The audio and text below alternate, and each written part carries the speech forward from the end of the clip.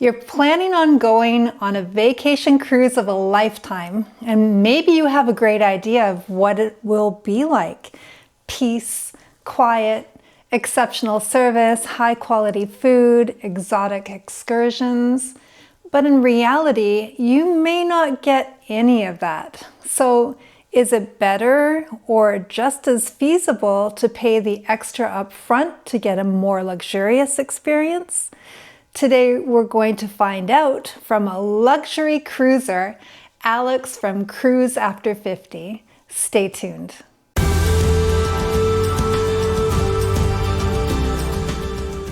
Hey everyone, it's Tori from KirkToriStory. You know us, we sold our house in Canada and now we live full-time on cruise ships.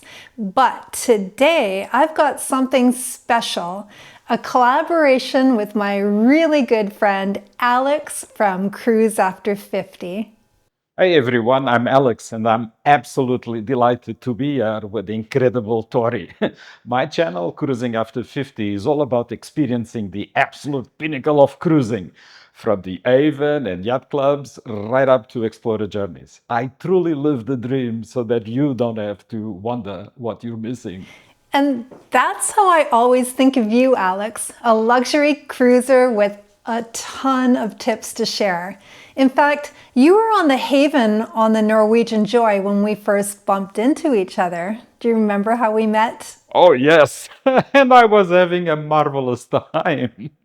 I wanted to properly introduce Alex to our viewers because while Kirk and I love living on ships full time, we usually mix luxury with mainstream lines. So today we're talking about whether it's worth spending that extra money up front for a luxury cruise experience, or if a regular cruise still gives you a better value.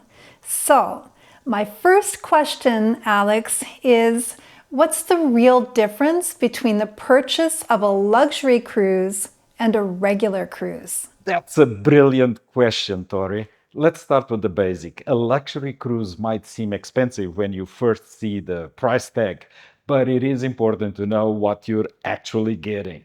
Luxury lines like Explora, Regent, Seabourn, or Silver Sea are typically all inclusive. That means your Wi Fi, drinks, gratuities, sometimes even excursions, all baked into the fare. Exactly.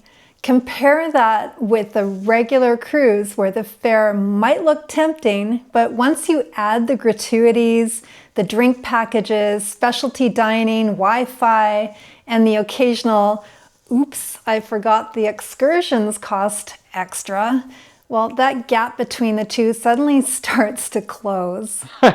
Absolutely. It's like comparing the price of a gourmet, perfectly paired feast to fast food. They both fill you up, but the experience and what's included are worlds apart.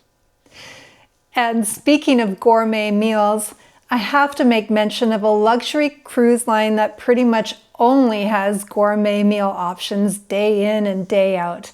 And that's Explora Journeys. Oh, Explora Journeys. Yes, just for the food, the sophisticated atmosphere, and the joy of sharing those meals, it's worth it.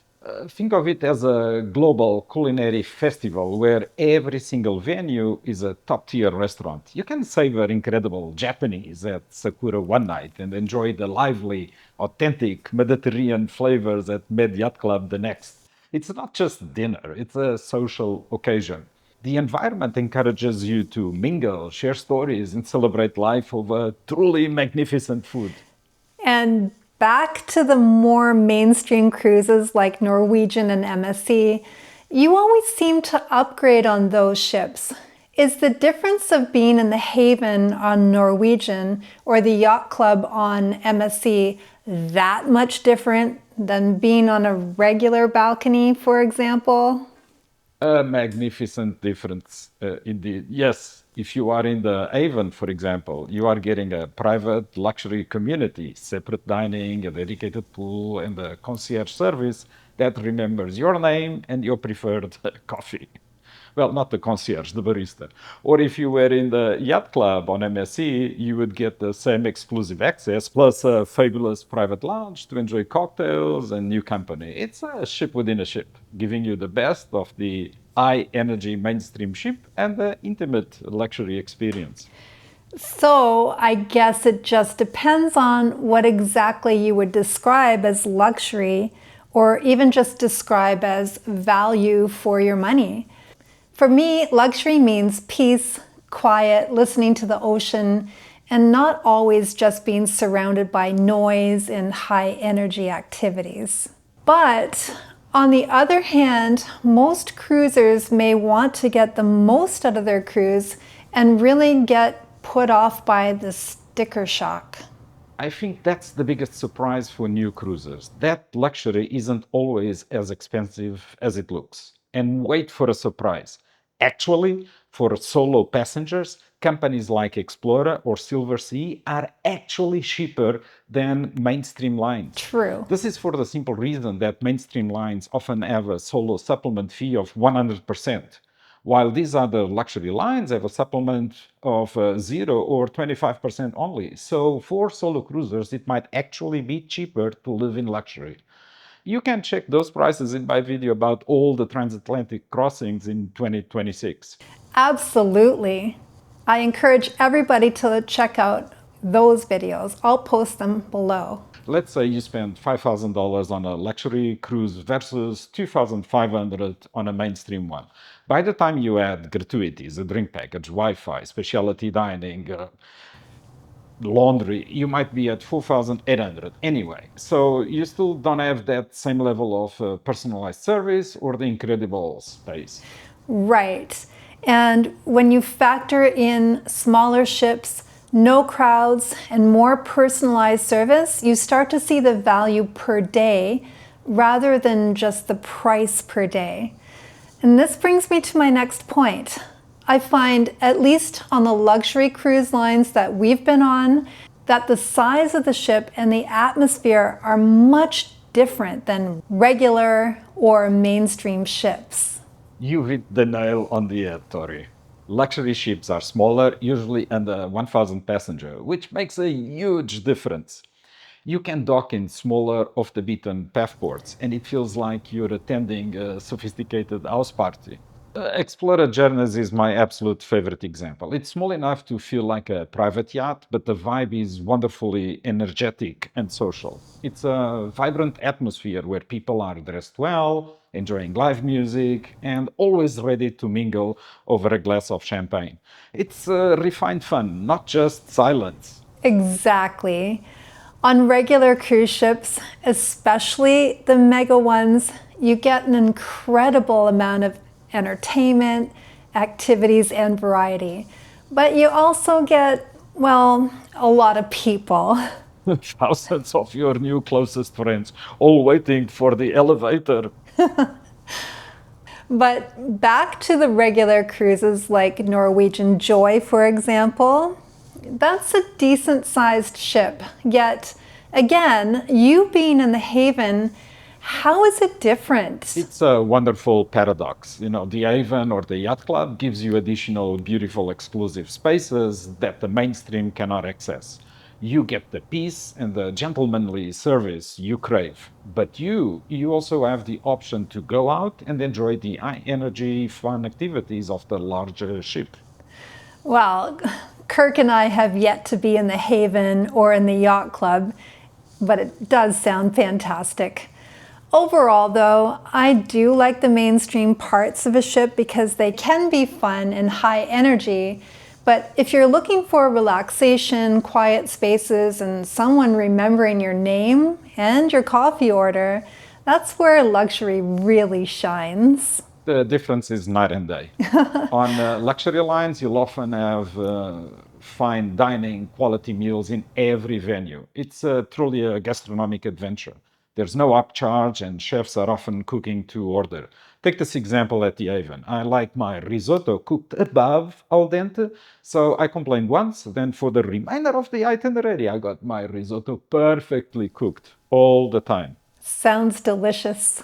So Alex, this brings me to ask you about dining and service.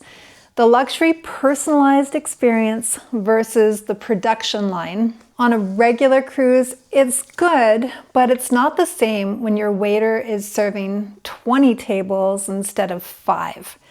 On luxury ships, it feels like the staff actually know you.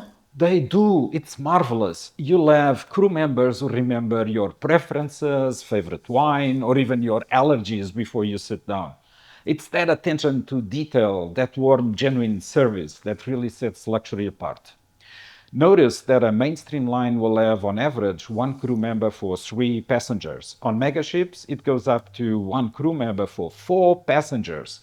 Luxury lines tend to be at one crew member for 1.5, 1.2 passengers. Wow. Lines like Crystal even go to the extreme of one crew member per passenger.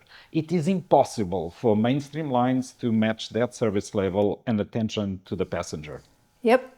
I boarded another ship recently, and there was a barista from my previous travels. Immediately, when he saw me, he remembered me from previous sailings and told me, Alex, on this ship we have a cold brew machine. Let me get you a coffee you will love. And that personal moment was simply fabulous. Wow. Thank you for that, Alex. Wow. Now, here's the question everyone wants answered. Is it worth paying more upfront? If luxury means that you value peace, exceptional service, and having space to live life at large, then yes, the upfront cost gives you a smoother, more relaxing, and generally enjoyable experience. You are not nickel and dimed for every drink or extra. And I did mention the solo travel paradox. I agree. But is there a time that paying for additional luxury doesn't make sense? Of course, it's all about style. It's important not to stereotype. A cruise like Viking might be built around the idea of peace and quiet, but the newer line like Explora Journeys has a wonderful high energy social vibe. So, if you are someone who is in a big group or with kids, you might just want to be at the high energy all the time. You might still get more sheer exuberant joy out of a regular cruise. Just be aware that those add ons certainly do add up. Yep, they definitely do. It's not that one is better, it's that one fits your style better. Well said. Luxury is all about how you want to feel on vacation, whether that's relaxed, pampered, or simply enjoying sophisticated social fun. And you know my motto, feeling like a millionaire without being one. Not a multi-millionaire. Those have their private yachts. So, Alex, do you have any final thoughts or booking tips for my viewers? My final thoughts is these. If you never tried the luxury cruise, you are missing out on an experience that will truly make you happy.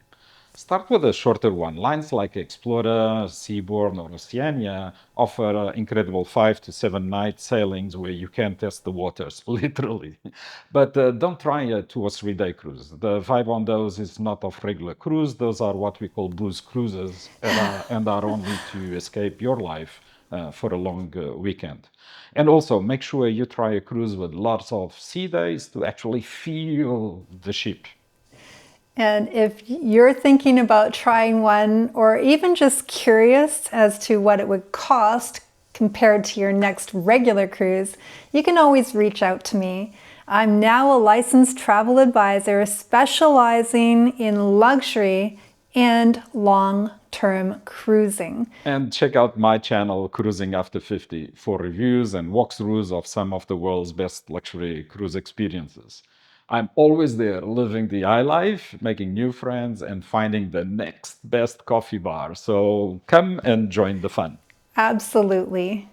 Alex, thank you so much for joining me. This was so much fun, and I hope that everybody got as much out of it as I just did. Likewise, thank you for having me. I love what you and Kirk are doing, living the dream, one cruise at a time. We're all just floating through life, and you may as well do it with good service and great Wi-Fi. Thanks so much for watching, and we'll see you in the next video.